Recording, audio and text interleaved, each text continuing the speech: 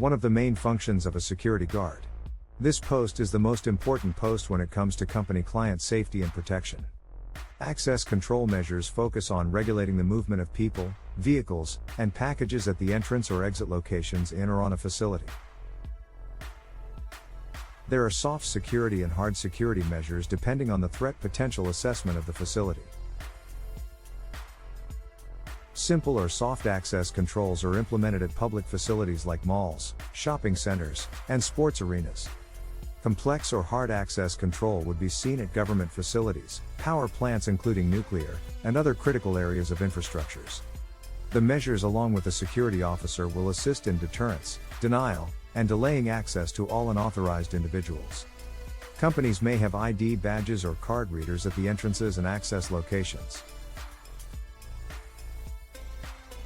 Barriers are used at access control such as card readers that records the time and date of entry and egress. These barriers include turnstiles or card swipes. Things that control access are doors, windows, lock, key, yellow caution tape, proper identification, guest passes, and the security officer. During your patrols, you will physically check all doors to make sure they are secure. Access control can track entrances and exits. Security can track individuals with visitors' logs and security cameras.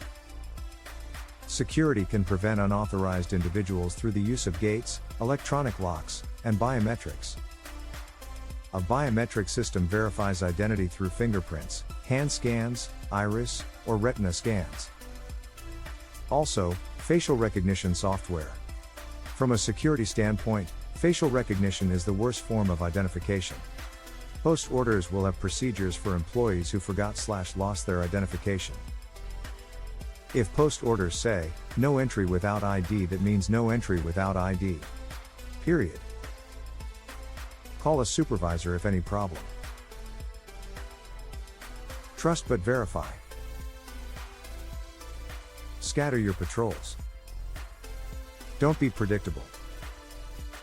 If you are supposed to patrol an area every hour, that doesn't mean every hour on the hour. Change the time you start. 5 minutes before or 5 minutes after.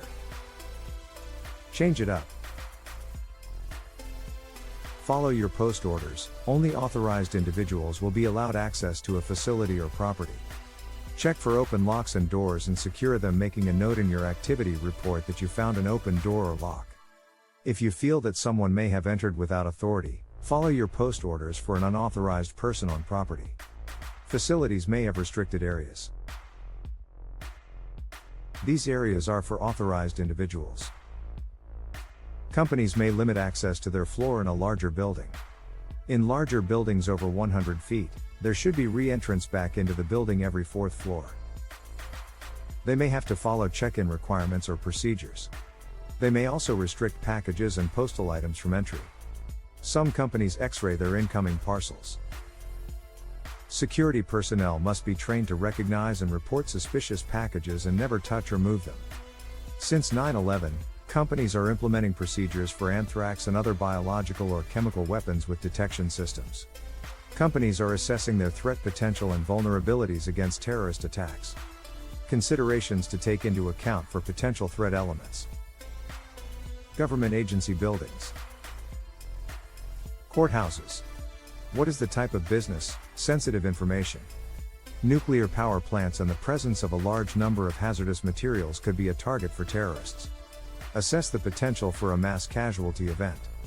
Proper identification would be a driver's license, picture ID, U.S. passport or official passport from other countries, resident alien card, police or state agency ID card, and active duty military ID card. Next to a fire guard, the security officer, at access control, is one of the most important people in the company.